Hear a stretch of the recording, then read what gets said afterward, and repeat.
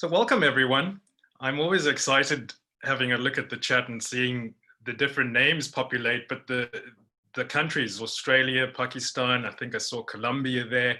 So we're all around the world. So also never know whether to say good morning, good afternoon, good evening, but you're all welcome nonetheless. Thanks so much for joining this Global Business School Network webinar. It's really a Q&A session as part of our GBSN Beyond experience.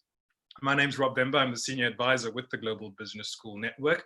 With us today, we have Professor Gyöngyi Kovács, who is the Urco Professor in Humanitarian Logistics and from the HUMLOG Institute at Hanken School of Economics in Finland. She's also the lead judge for the challenge. Then we have Dan LeClair, who's the CEO of the Global Business School Network, and Maddie Handler, who's Program Coordinator with us at GBSN. So just to give you a sense of the flow of events, it may take up to an hour, it may be shorter, and that's largely going to depend on all of your questions, which we hope that you certainly will start populating once you've introduced yourselves in the chat. Make use of the chat function, please. That way, all of the panelists are able to see your questions, your comments come through, address them directly. I'll try and pick as many of them, if not all of them, up as we make our way throughout the course of the hour. So I also am aware that a lot of you would have already been registered for the HUMLOG Challenge, the student competition. There may, of course, also be some of you who have not registered and you're here because you're interested. You're here, you want to find out more, you want to find out what this is all about. So we're very conscious of the fact that we're potentially speaking to those two different audiences who have varying degrees of information at this point in time as far as the HUMLOG Challenge is concerned. But before we get into that properly, I want to give Dan a moment to talk more broadly and generally about why, as the Global Business School Network, we have decided that the HUMLOG Challenge, a Humanitarian Logistics Challenge, will be the first student competition that we're having as the Global Business School Network. We've never really done something of this nature before. So Dan, I'm going to give it over to you for a few minutes just to kind of give us the high level why this is important. Well, thanks for that, and welcome everyone. This is exciting, and normally by now you would know a little bit about the Global Business School Network, but just in case, we are about 110 leading business schools from more than 50 countries, and we have a purpose. Our purpose is to improve leadership, management, entrepreneurship in and for the developing world. Now, we've existed for about 17 years, and I could tell you that during that time, we've brought business schools together to do powerful, impactful work, building management education capacity around the world and in places where it's a challenge. But we've done that largely on the backs of deans, associate deans, directors, people that you know in your schools that are out doing great work building management education. But imagine a world where we could take those 110 schools and begin to harness the energy of the faculty more. People like Gyöngyi, to bring them together in a way where their intellectual power, their research is channeled into this worthy purpose. But then imagine a world where let's admit it, the most powerful part of any business school at any given moment are the students. So imagine a world where we could bring together the students from 110 universities from more than 50 countries to our purpose. And that's really what this is about, to bring students together, to help them learn from each other, but also to help them learn in a way that enables them to make a difference, and a difference in a way that matters for a part of the world that is really the future of the world, the earth. So that's why we're doing it. We are excited about it. I love how you said, Rob, this is our first, it's not our only. So we're anxious to learn from all of you as we go through this process. I'll stop there. Great, thanks, Dan. And first question already through it. I want to put it out there now just so that we don't miss it, and also all of you currently attending, you can grab Muhammad, who's put a comment through wanting to know whether or not he could be assigned to a team. So if anyone's looking for a teammate, Muhammad's Osama Khan is one of the participants. He's looking for a teammate. Snatch him up, and Muhammad will certainly have a look and see as we progress whether there are others looking to form a team as well, and do our best to place you in a team. But reach out to Maddie post the webinar as well, and we'll do our best and see whether or not we can place you. I should also say that this Q&A session is being recorded, so if there are people from institutions who are wanting to share the information, it will be made available, and we're generally quite good about the turnaround, so I'm sure by the end of I would say US time today, you would receive a copy of the recording. So don't worry if you miss anything, you'll be able to have the benefit of that. And of course, we have been sending tons and tons of material in terms of guidelines and handbooks, and we're going to go over a lot of that. I want to turn to Gyöngyi, just to kind of, we've emphasized, yes, we're a network of business schools, as you know, as the name suggests, as it says on the bottle, that's what we are. But we're encouraging, for a number of reasons, not least of which just the way we view the world in the future, and the fact that we need different minds, different inputs, different experiences that people can bring to tackle the kinds of very complex and often systemic problems that we face. So again, before we get into the competition proper, cognizant of the fact that there may be people tuned in right now who are not from business schools. We have specifically said that you will not be penalized if you're exclusively representing a business school, but we encourage multidisciplinary teams. So maybe you could give us a brief kind of high level, what is humanitarian logistics? Thanks, Rob, for the question. I think this is going to be a really important one for all of you. So hi, my name is Gyöngyi. I'm from the Hanken School of Economics in Helsinki, Finland. And you might actually also think like, why on earth does a business school even do anything in humanitarian logistics? So let me try to answer that at the same time.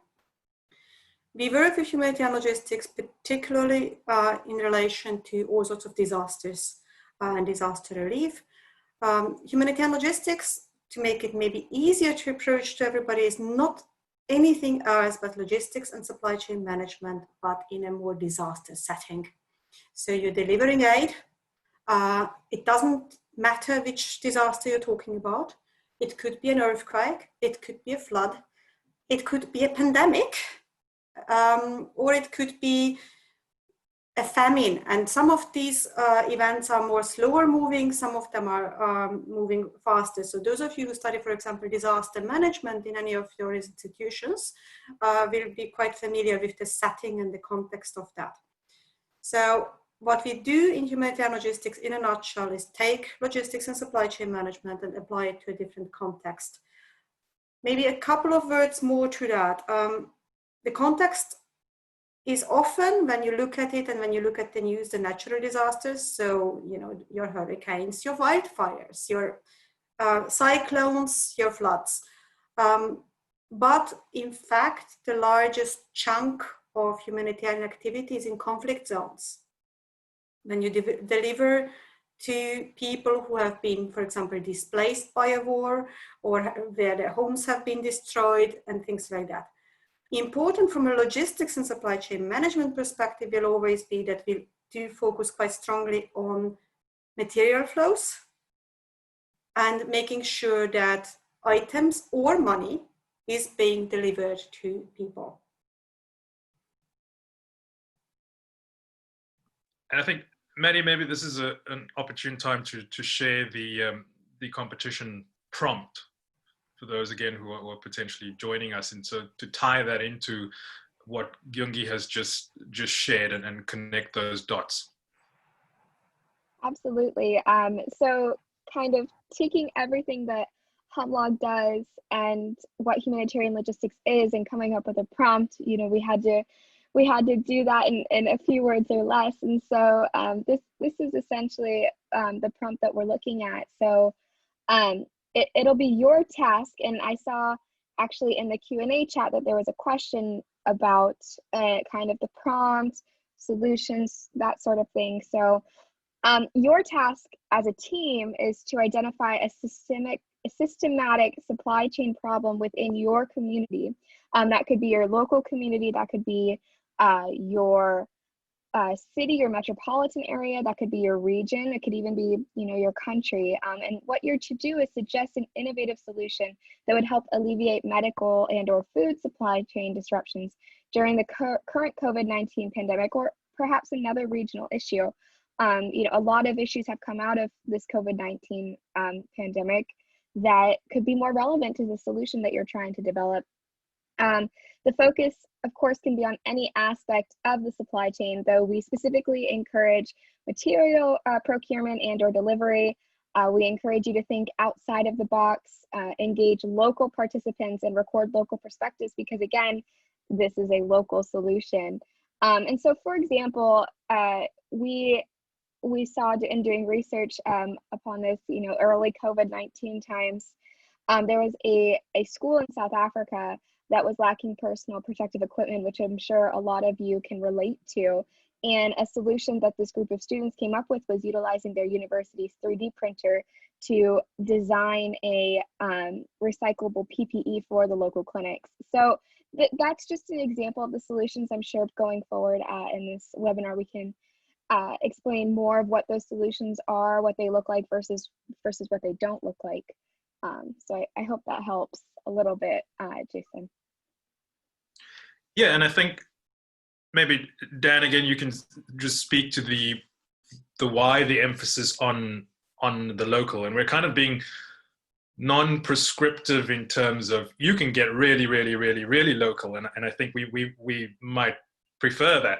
In essence, just in terms of being able for it to be manageable, your task that is, and of being perhaps of greater interest to people who are coming from other regions, as we do have such a wealth of nationalities represented. Thanks for that. It's built into our mission. Our mission is to be formal. It's to improve access to quality, locally relevant management and entrepreneurship education. And that local relevance to us is critical. Business, let's face it, business and management is contextual. And in my belief, and it's a shared belief in our network, it will always be contextual. So part of the way we think about learning is that it's about not only the theory and the concepts, but when it comes to application, the context matters significantly. And that's important. And I think a big driver for the way we think about this particular competition, but as all of you have noted, there's a second driver here that we call COVID-19. And the fact that you really, that travel is more restricted, that we wanted something that students can work on at home, in their local community, to really go deep into understanding, you know, how their community has responded. A pandemic is global by definition, right? But the way it's experienced and the way it's addressed is really local. And for students to get inside of that, to begin to ask those deep kinds of questions from a local perspective, that's what we want for this particular competition. Thanks, Dan, and thanks to Jason, who sent through a number of questions, which I'm hoping we'll address with between Maddie and Gyöngyi right now. Maddie, maybe you can walk us through the kind of the requirements, the rubric, so to speak, as to what are we expecting students to fulfill, and then we can get Gyöngyi to talk to perhaps some examples or just how strict. I know as a students of yesteryear, we just want the answers. Just tell us what we need to do so that we can do it well. So I know that that's certainly what a lot of the students are going to be asking for, and I can tell you absolutely that's not what Gyöngyi is going to give you. So but let's get Maddie talk us through just what needs to be done in terms of fulfilling the basic requirements, and then we can get Gyöngyi's kind of input on the substance of it. Absolutely, and you know, we were really considering this. We do, if you've taken a look, have quite a few professors on our judging panel. So with that in mind, we do have a solutions package that we're looking for all of you to submit, and it actually can be found on the GBSN site as well. I will show you here.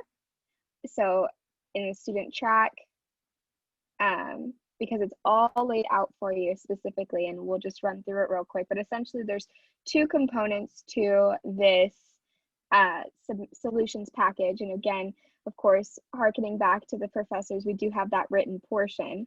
So if we were to go here, you'll see that your package is going to incorporate, of course, that written solution that is going to have that introduction and executive summary.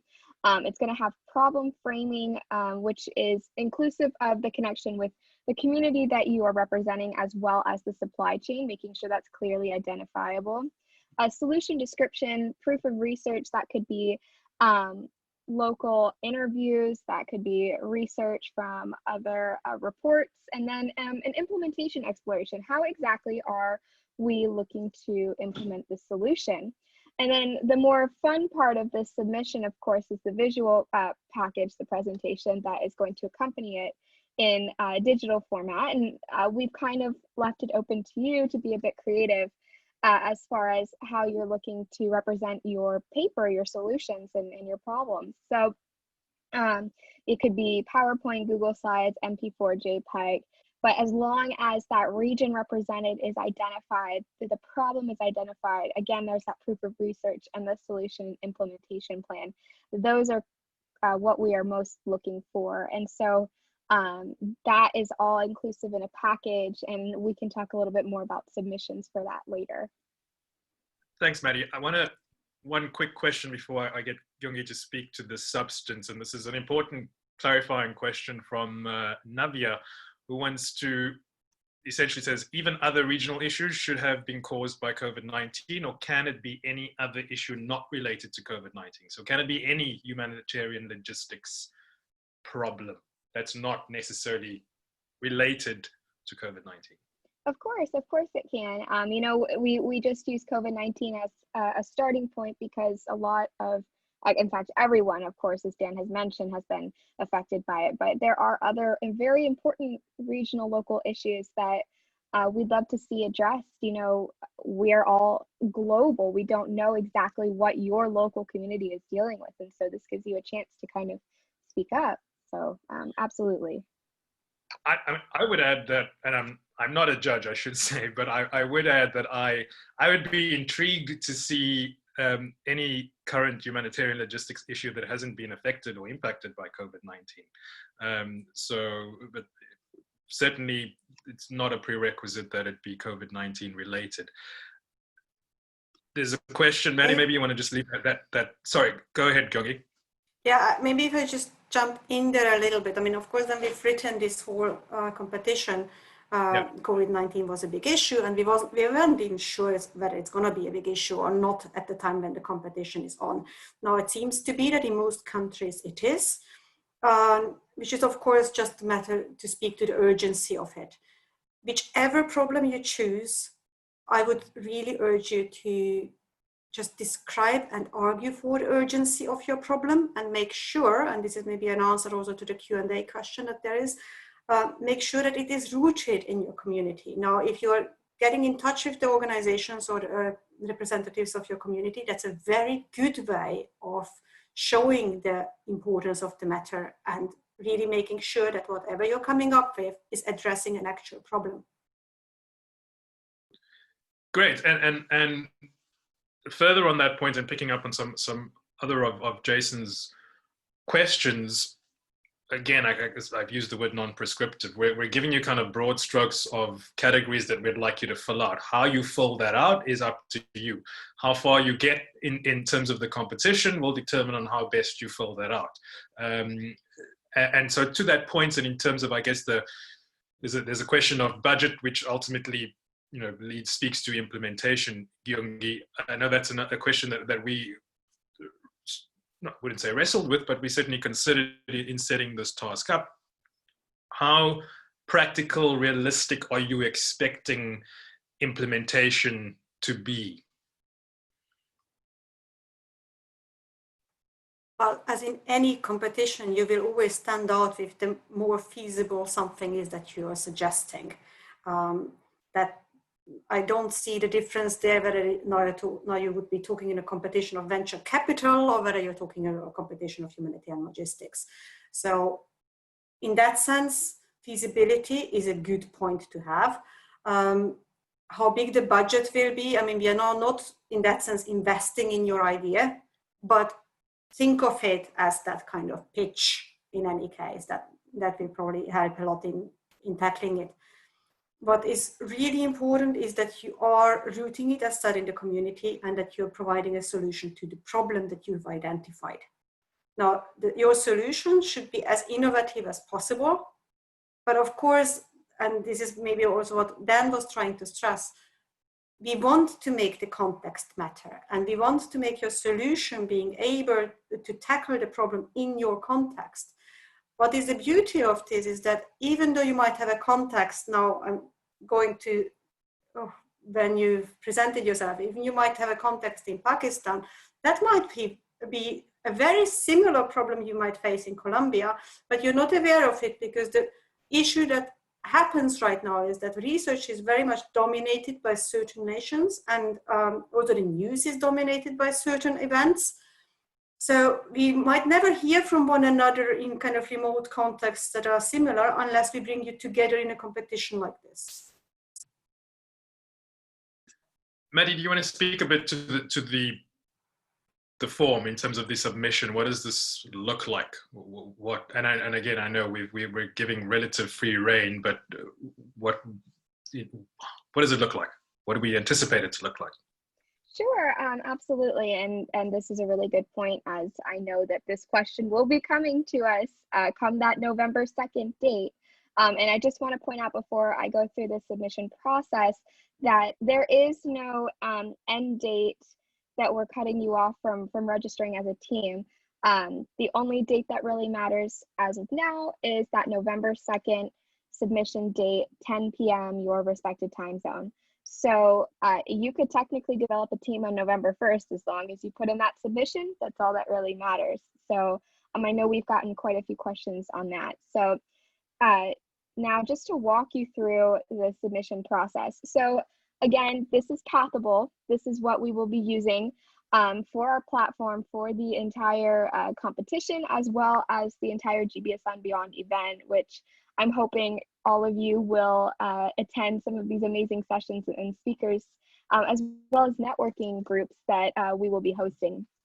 So with that in mind, this is what we are doing for this submission. So what you're going to do is you're going to go to the agenda, and you are going to make sure that on that November 2nd date, you clearly identify the student competition submission event.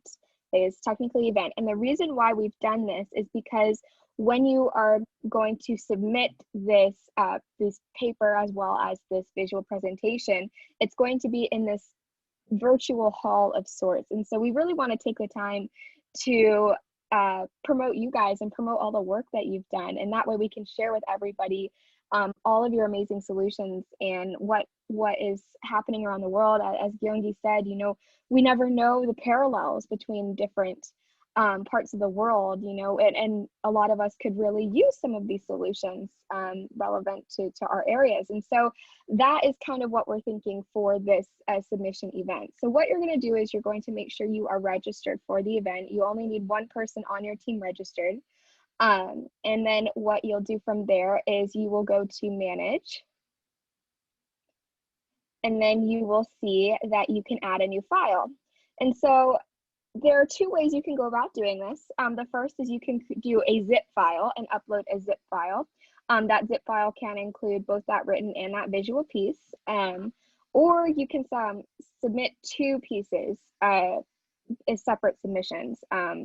Now, the way that we would like you to do that is at least use one of your last names with underscore written or underscore visual. Again, I will be sending out more information about this process going forward, but you would just add a new file, display the name. So if I were going to be submitting, I would submit a file and then I would display the name handler visual, if it were a visual file, or handler written. If it were a zip file, I would say handler zip. Just so we can make it easily identifiable. As long as the last name of the visual matches the last name of the written, we can piece those together for the judging process.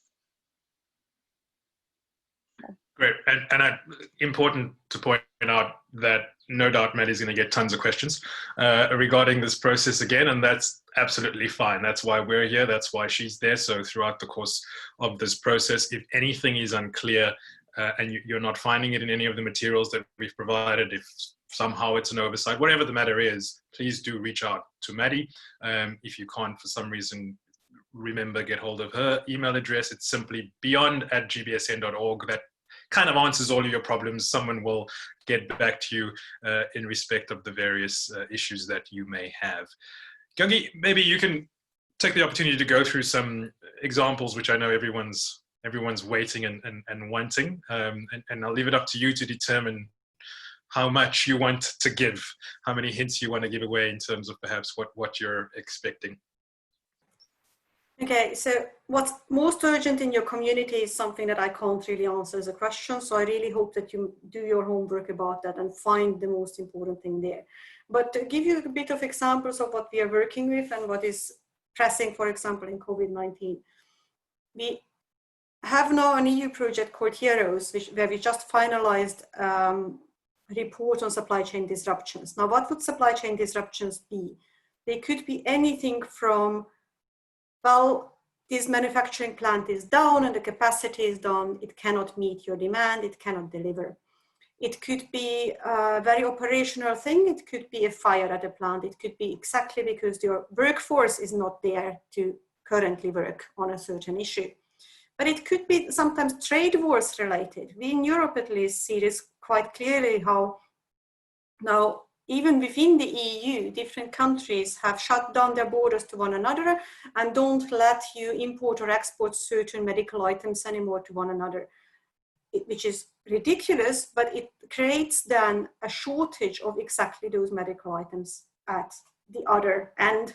Now, often these countries are dependent on one another, in fact, for the same for medical items one way and the other. So it's ridiculous, but nonetheless, your focus should be maybe on like, okay, there's a shortage, what do I do? Or we don't have the capacity to fulfill demand, what do I do? Or we don't know which suppliers even exist on the market for this particular item. And how do we go about that in procurement? So this is when we gave you a bit more of the ideas of like focus on procurement and delivery, because those seem to be currently a really big issue. The example that is also on the website and that Maddie presented about PPE shortage, we know there is a PPE shortage. We knew it since the Ebola crisis in 2014-15 that there is a PPE shortage in the world. That was for one Ebola crisis. You can imagine like how many times that is now when we are talking about really a global pandemic. So there will be things like that that will be fairly obvious examples, especially when you look at your healthcare systems. Is there now a shortage of ICU beds, or is it really PPE? Is it, in the US, we had issues with the test swabs not matching at some point. In Singapore, at some point, I heard that in laboratories, they had issues with reagents for just kind of really going through the tests. So the items can vary quite a bit, and that will be varying depending on your context. It could be an import issue. It could be a warehousing and storage and handling issue. Really, it depends. The reason we also added food supply chains is that we realized that a lot of food supply chains are being impacted as well. Now, for example, I spent a while now in Zimbabwe in 2019 looking at delivering actually cash in a really huge food shortage, and to different parts of the country where there was an immense drought, and in fact this year there will be probably another immense drought, the crops didn't grow, there was a food shortage and so forth. And we wanted to deliver cash. I was there with the Finnish Red Cross because we thought, okay, we are vitalizing the markets, that way people are going to spend the money in the markets, we are going to just, you know, the food will be available. Eventually, we ran out of food, and we ran out of food not just in the community, but we ran out of food big time. So we started to import, and the the whole issue became a different one. So this is why we are saying, make it your own. Your situation might differ, but there are plenty of examples that you might have. And it might, even if you just want to be on the easy side, it might just be because you ran out of toilet rolls in your supermarket. By the way, there's a really good website on checking how much toilet rolls you really need as a person, but that's beyond this point. Well, now I'm intrigued. Do you know the answer? Is there a mathematical calculation? So there's a calculation on the website that goes through how many you have, how many people you are, how often you actually go to the toilet, and it comes up with a solution for you. I'll check it and try to post it here. Fantastic. Wonderful. And on that note, I would just like to also point out the other resources that we have offered to students as well. Again, we're going to go back to the Pathable website, and on the page about the student competition, you can go to HUMLOG's resources and see the Heroes project that was mentioned, as well as this wonderful Introduction to Humanitarian Logistics course. I've actually taken it. It is a wonderful way to learn more about what humanitarian logistics is, as well as perhaps give you some examples and some ideas. And then HUMLOG Institute's past and current research project, WHO, technical specifications, and so much more. So we do have these resources available for all of you to use going forward if you need some insight, if you need some help. So just wanted to make that make everyone aware of that availability. Great, Maddie. If I can add, sorry, Rob, if I can add very quickly. So this report about supply chain disruptions that we've just done, it should be up on the Heroes website, which is linked there. And I saw that Maddie showing it in a couple of days from now. So if you want to have some ideas from there. But as said, contextually, it might be very different for you. So I want to talk about, and we have tried our best and hopefully succeeded more than we have not in explaining and describing what GBSN Beyond as a whole is and looks like. And essentially, it runs over 5, if not 6 weeks during the month of October, as this is technically, I guess, it's the start of GBSN Beyond, Dan. It's just happened, but it's here. So this is officially the first event as part of GBSN Beyond, and so there are a number of workshops, webinars, roundtable gatherings, networking opportunities happening throughout the month of October, and then for a week in November, that will be the conference proper, so to speak, as we would ordinarily have a physical conference, albeit still very much virtually.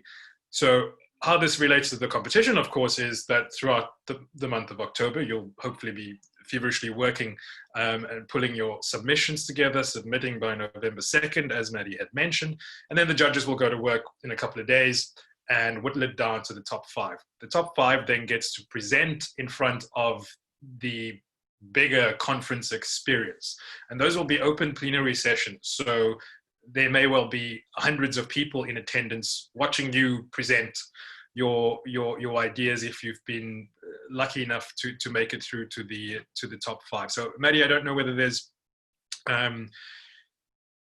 any particular further details. Well, of course there is, in terms of length of time that they have to present during the top 5 stage, what the other kind of requirements are logistically.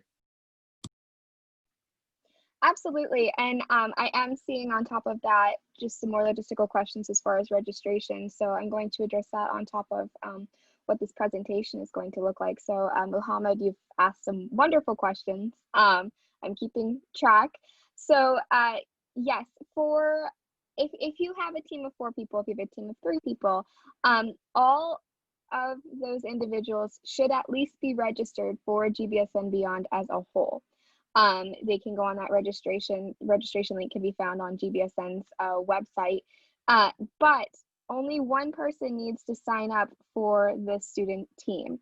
And that is just so we don't have multiple entries of the exact same team. So if you delegate a leader or a writer, however you want to name that person is who should sign up for your team. And that person can also be the person who signs up for the event to submit your solutions. So just to get that out of the way.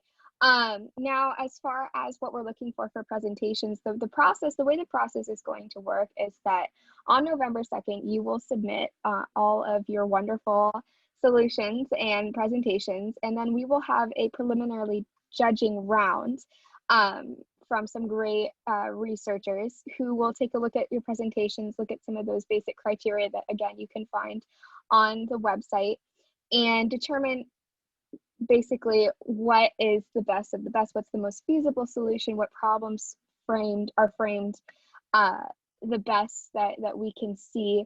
And then those top 5 teams will be announced on November 6th. And then throughout the week, there will be presentations with our 5 judges, and they 5 or 6 judges now, 5 judges.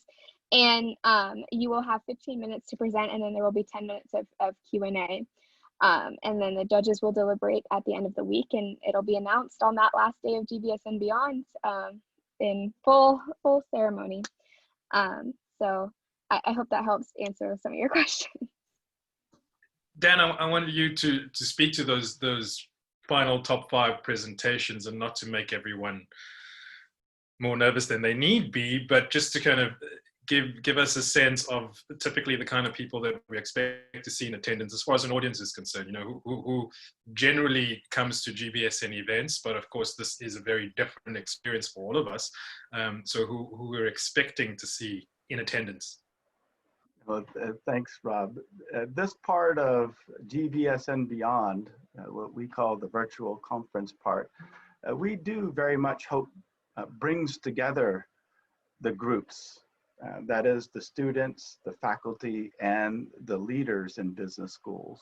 And our aim is to promote these sessions, the presentations of the finalists, as exactly that, something that we would invite participation from not only your fellow students that have participated in the challenge, but also faculty that have this interest in humanitarian logistics, obviously, but also in the broader set of questions related to their own communities. And then the leaders, of course, leaders of business schools, the deans that you know, and the associate deans. We believe this set of presentations is a central part of this whole virtual conference experience. Is that what you're looking for, Rob? Yeah, I guess it may or may not be important for students to know, but I thought it would be of interest nonetheless for them to get a sense of who they may be presenting in front of. Because of course, as a student, as you rightfully point out, a big portion of this is expanding your network, and you never know who is in one of these sessions spotting your idea. This is how the magic happens, right? This is how, especially at physical events, that's generally how the magic happens. And so we got to try and recreate those moments virtually now. So that's really was the reason for the question.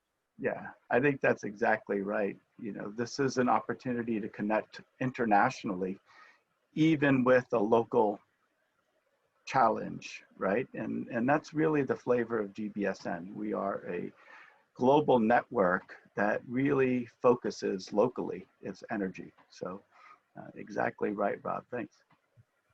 Gyöngyi, that top 5 over the course of that week when they're presenting and you're gonna have the pleasure of grilling them, asking questions, probing, you know, I use the word grill kind of tongue-in-cheek. I'm pretty sure that's not your intention. But what are you hoping to see?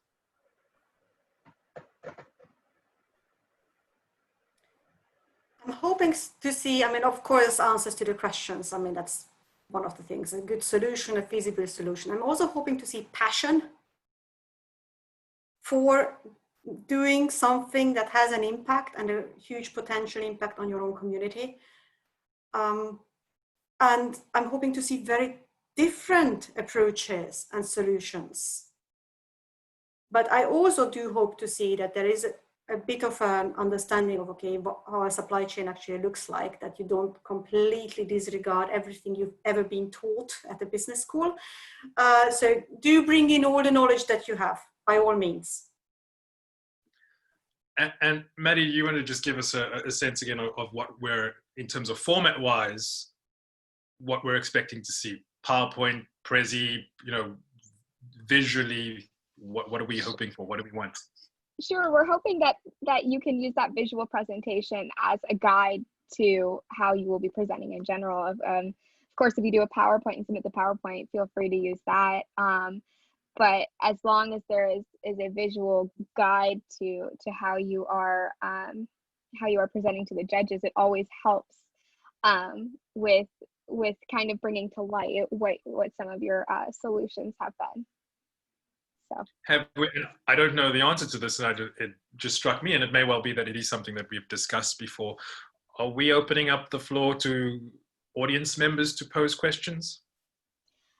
Actually, that's not something we've considered. However, we are only giving 10 minutes of Q&A. So if the judges perhaps do run out of questions in that time period, which I highly doubt will be the case, I would say no. But again, we will have that hall where everyone can take a look at some of your amazing work. They can see who has submitted, and they can message you personally on Pathable to ask you some questions.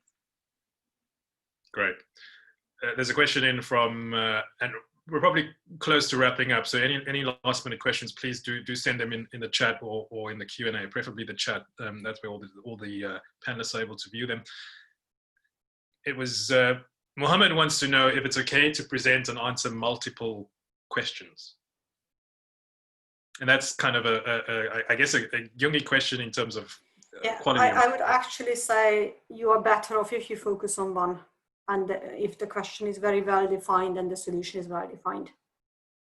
Great. And then another question from Jason. Forgive me, Maddie, if you covered this in the last round. Obviously, you pointed out resources available. We did make mention of potentially being able to provide facilitators, at least to kind of give guidance. Yes, so we did offer that initially, facilitators. So we are going to have a wide breadth of students applying undergraduate to PhD students, and it's always nice and beneficial to have a facilitator, especially if it's a professor or if it's someone even in the community. We don't require it, but we do kind of like to see that there is some facilitation going forward with some of your editing, some of your work. So again, not a requirement, but it is encouraged. Great. I'm just going to kind of run through a couple in terms of troubleshooting them. Wellington says, I tried to register a team, was unable to submit my entry, but now the website says I already have submitted the form and wants to add a team member. Presumably, yes, if you haven't exceeded a specific number, you can add a team member. If there's anything that you're having issues with, again, I'd say reach out to you, Maddie, right? Yep, absolutely. Daniel, please feel free to email the Beyond email that you can find on the website. Great. There's another question from Mohammed about having registered for the student track, representing my institution. Will I be eligible to attend the virtual career fair and interact with the industry experts? So thanks for the question, Mohammed. And again, this is the part where I was saying, we try to be as clear as we could, and it's more our failing if we haven't. If you've registered, if your institution has registered for GBSN Beyond, so that's the whole shebang, the whole 5-6 week experience your institution has registered, that gives you access theoretically to any particular element. There are certain things like leadership roundtables that's really just meant for administrators of business schools. So I'm not quite sure that you'd want to attend that anyway, and that they're limited in space. But for everything else, as far as webinars and things go, if you have registered for GBS and Beyond, as Maddie pointed out earlier, if you go onto our Pathable platform, and the address now simply redirects from gbsn.org/beyond, that will take you to Pathable. You can then, provided you've already logged in, access your personal agenda, start adding things, start RSVPing to certain events. So you're not, strictly speaking, just restricted to the student track or the student competition. And in fact, we encourage you to get involved in all of the things, yes, as it particularly pertains to the student track, but certainly for the virtual event itself, for the conference section, you can attend for as long as space is available, attend any one of the very many sessions that we have available. So just to make it clear, your institution is registered. That means you have registered yourself now, assuming you've taken the step to do so. You can sign up to all manner of things. Dan, I don't know if you just wanted to add in terms of some of the sessions that are available that may be of interest that's outside of perhaps the student track, but certainly outside of the competition. Sure, thanks. That's why I unmuted myself. I wanted to just a couple of things, link back to the response to the question about registration. So just do understand that if one of your team members has registered the team, in order to take advantage, I think, Maddie, I'm looking at you, in order to take advantage of all the other parts of GBSN Beyond, you do have to register as an individual, right? So, do not assume you're registered if one of your teammates has registered your team, right? Do I understand that? So I emphasize that because there is so much to take advantage of. The second thing, a shameless plug, next Wednesday, one of those things as part of GBSN Beyond is a session that I've run for several years now. It's called Learning in the Fourth Industrial Revolution. It's about how to learn and why it's so important and how it's changing in today's environment. It's completely updated for COVID-19. So that just because I've taught it for many years doesn't mean that it's not changing. So shameless plug, join me. It's next Wednesday, 6 a.m. Eastern time. Now, that said, there are many other sessions like that. So we designed that track especially for students. And I do want to point out that during the virtual conference, there are several keynotes and panels that we think will resonate. For example, we're building a session on the climate change imperative and what that might mean for the way you think about your business education. So there's plenty for students throughout the experience. I'm gonna stop now, Rob, because I know you wanna get a couple of other.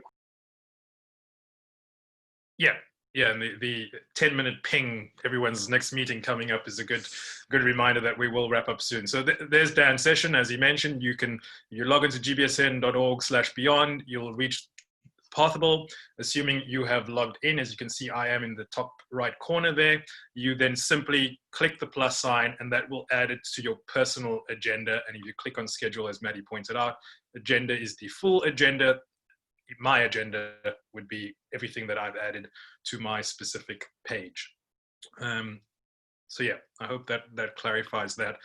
I did, just as a general punt, and I'm just making sure that I have it open before I share my screen. So this is at the moment, what you're seeing, GBSN member schools who have registered. There are a wealth of other schools who have registered that are not necessarily member schools, but this gives you an indication of the networking opportunities available to you by virtue of partaking in the student competition, but of course available to you by virtue of signing up for things like Dan's workshop, where you'll get to hopefully interact with many of the students who represent and attend these various institutions. Just to give you some idea of who will be in attendance. And this is one of my, if I can click next, one of my favorite slides, just because I've during the course of this process become quite familiar with country flags. So I'd be curious to know how many you're able to identify. So at the moment we have 37 countries represented. We have over 80 institutions that are currently represented, and they fit into 37 countries across 6 continents. So again, to give you a sense of who you may run into virtually, so to speak, in the halls of over the course of the next 5 to 6 weeks. We're really pleased with what we've been able to do so far. And of course, what's most important is that you come and you actually fill up those virtual spaces. I am having one last look if there are any last minute questions that have come through while I've been chatting away. A reminder that this webinar is being recorded. The recording will be provided to you. Any questions at all, reach out to Maddie. I know she's already been in email contact with many of you, even if it was just to send you an invitation, a personalized invitation to this specific Q&A session. So you should have an email address. If not, again, I reiterate, beyond@gbsn.org. That's where you can direct all of your specific questions to. Gyöngyi, I don't know if you have any last words of inspiration as we expect professors to give us before they set us off with our marching orders. Well, last words of inspiration, maybe something that Maddie had already pointed out. There is a MOOC, an online course in humanitarian logistics, which is also linked to GBSN and beyond. So if you're really unsure of what it is all about, have a look. And we do also have a master's program in this area, but I guess that will be a little bit too much to ask from you to do it right away before this. But if you get super inspired, then by all means do come and join that program later. I think that's it. I'm sure in terms of facilitators, maybe one last thing, if you're wondering whom to ask, probably your ops management or supply chain management faculty would be a good one, just as a hint on, like, you know, who could be more into this topic than others. Or if you happen to have a disaster management section, then anybody there could be very good. Maddie, did you have anything in particular that you felt you needed to emphasize before we say goodbye? If we covered everything? I think we've covered everything. Just the last thing is that this is our first of many, hopefully, in the future competitions. So for some reason, if you can't attend this one, do not worry. We will have many more opportunities going forward. Dan, I'm going to give you the last word. Yes, thank you. And indeed, my last word is exactly that. Thank you to Maddie, Rob, and Gyöngyi and everyone who joined us with your questions for bringing the HUMLOG Challenge to life. This is really exciting to us. And most importantly, I want to thank the Hanken School of Economics, especially their HUMLOG department, without whom this whole thing, and I mean not just the HUMLOG Challenge, but I think in many ways GBS and beyond would not be possible. So thank you so much. It's a great school and is doing really important, impactful work around the world. That's it. Thank you so much. Fantastic. Thank you all once again. Look out for your email later today with reiterating all of the details and all the information. We look forward to seeing what you come up with on November 2nd. And certainly we hope to run into many of you prior to November 2nd, attending many of the events on offer. So again, wherever you are in the world, good afternoon, good evening, good morning. Thanks so much for joining us.